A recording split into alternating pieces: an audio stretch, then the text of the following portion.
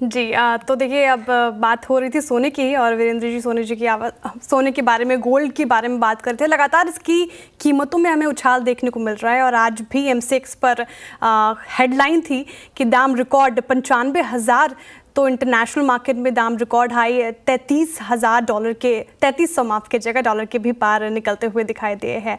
जानकार अब भाव जल्द ही 1 लाख के पार निकलने की भी बात कर रहे हैं, लेकिन कारण क्या है बताने के लिए मनीषा जी मौजूद है मेरे साथ। मनीषा जी, जर्नलिस्ट और एनालिस्ट ये कह रहे हैं कि 1 लाख तक आ सकते हैं भाव। मेरा तो सवाल है कि 1.5 लाख तक हमें देखने को मिल सकते हैं क्या? वेल हम 95,000 पे तो ऑलरेडी खड़े ही हैं आपकी स्क्रीन पे, और 2% की तेजी का है। 5,000 की बढ़त कोई बहुत बड़ी बात नहीं होगी। पिछले कई दिनों में जिस तरह की वॉलेटिलिटी रही है, 2-3 हज़ार रुपए पर डे की रेंज के साथ हम कारोबार करते रहे हैं, तो 1 लाख बिल्कुल भी दूर नहीं है। और जी हाँ, जैसे आपने कहा 1.5 लाख, उसकी बात भी एनालिस्ट कर रहे हैं कि आने वाले 2-3 साल में वो लेवल्स भी देखने को मिलेंगे।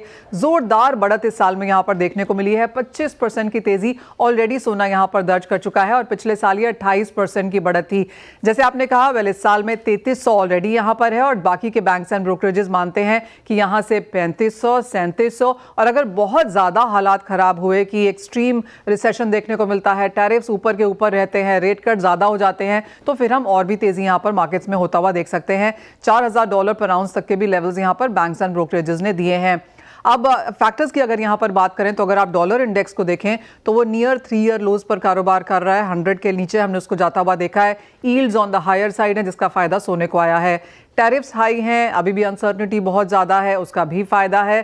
साथ ही साथ जियोपॉलिटिकल टेंशंस हैं, और जिस तरह का यूएस का डेट और ग्लोबल डेट है, तो ये जो सारी सेफ हेवन बाइंग है वो तो सोने में आती हुई नजर आई ही है। साथ ही साथ ग्लोबल सेंट्रल बैंक्स भी यहाँ पर सोना खरीद रहे हैं, क्योंकि वो डाइवर्सिफाई करना चाहते हैं, तो उसका भी फायदा हमने यहाँ पर आता हुआ देखा है। लेकिन एक बात मैं आपसे कहूँगी, अब तक हम कहते हैं कि सोना हेज है, सोना सेफ हेवन है, लेकिन जिस तरह की बढ़त सोने ने as an asset class, as a financial asset class दिखाई है, ज़्यादातर लोग अब ये भी मानने लगे हैं कि सोना अब मेन स्ट्रीम में आता जा रहा है, आपके पोर्टफोलियो में होना ही चाहिए। जिस तरह के रिटर्न्स हमने बनते हुए देखे हैं, और जिस तरह की एक्सपेक्टेशन आने वाले 2-3 सालों में है, और तेज़ी की एक्सपेक्टेशन यहाँ से बरकरार है।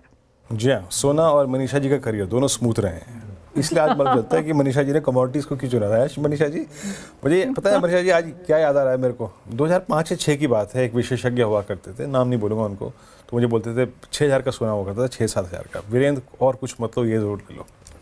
और आज हम सोचते हैं हमने कि इक्विटी SIP के साथ साथ गोल्ड SIP भी किया होता ना, तो क्या पैसा बना होता। मैं ये प्रश्न इसलिए पूछ रहा हूँ मनीषा जी, देखिए अभी श्रेया ने कहा कि 1.5 लाख कब होगा, ये आपको भी मालूम है, मेरे को भी मालूम है, ये भी होगा एक न एक दिन। इन्वेस्टर कैसे अप्रोच करें भाई? वो कोई कहते हैं कि भाई 95 मतलब थोड़ा डिप का इंतजार करो, अब 95 का 98 हो जाएगा। कैसे अप्रोच करें गोल्ड को अगर आपको अभी भी इस प्राइस पे एक इन्वेस्टर बनना है तो?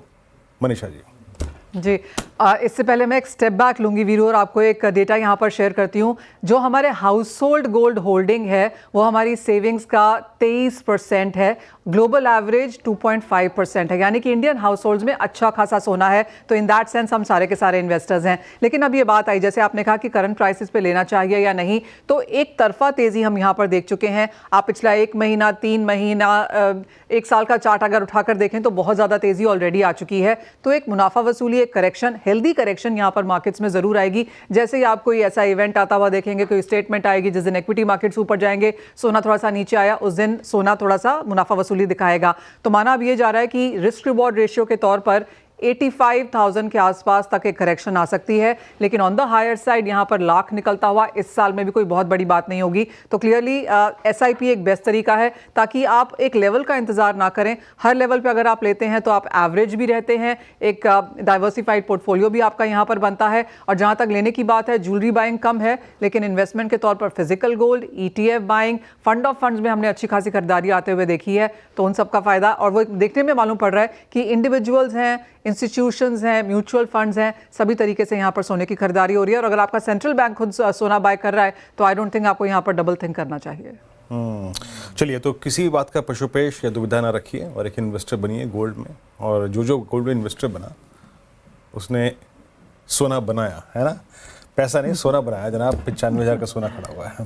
मनीषा जी बहुत बहुत शुक्रिया। और आजकल किसी के चेहरे पे बिल्कुल अगर आप देखें रंगत छाई हुई है, मुस्कुराहट है, तो वो है मनीषा जी। इसलिए कहते हैं कमोडिटीज ट्रैक करने का फायदा क्या हुआ वो अब मालूम चल रहा है। है ना। बहुत बहुत शुक्रिया मैम, बहुत बहुत शुक्रिया। और श्रेया, कितना गोल्ड रखा है आपने, या ये सिर्फ ETF? मैं रोज पूछती हूँ मनीषा जी से, आज खरीद लूँ जो इन्होंने अभी बताया। SIP के जरिए इन्वेस्टमेंट सही तरीका है, तो दर्शकों को भी यही करना चाहिए, और मैं भी इसी के पक्ष में हूँ और यही मानती हूँ, यही करूँगी मैं भी। करना शुरू करिए, सिर्फ पक्ष में मत रहिए। पक्ष में मत रहिए, करिए। और जब मिले कुछ ना कुछ खरीद लीजिए, और स्पेशली ETF, क्योंकि जब आप आभूषण खरीदने जाएंगे तो वहाँ पे मैन्युफैक्चरिंग कॉस्ट बहुत देनी पड़ती है। बहुत बहुत शुक्रिया मनीषा जी इस पूरी चर्चा के लिए।